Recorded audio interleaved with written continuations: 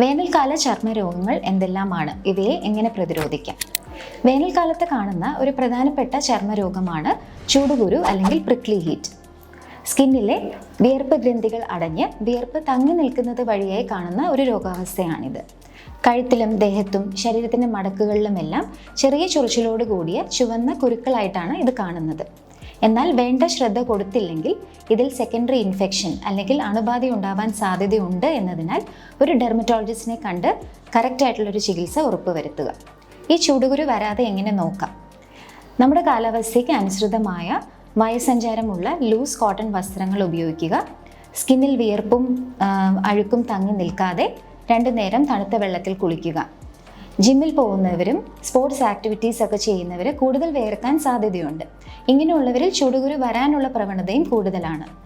അപ്പം ഇങ്ങനെയുള്ളവർ ശ്രദ്ധിക്കേണ്ട പ്രധാനപ്പെട്ട ഒരു കാര്യം, വിയർപ്പ് തങ്ങി നിൽക്കാതെ വസ്ത്രങ്ങൾ എത്രയും പെട്ടെന്ന് മാറുകയും തണുത്ത വെള്ളത്തിൽ കുളിക്കുകയും ചെയ്യുക. ഇങ്ങനെ ചെയ്താൽ ചൂടുകുരു വരാനുള്ള ആ പ്രവണത നമുക്ക് ഒഴിവാക്കാം.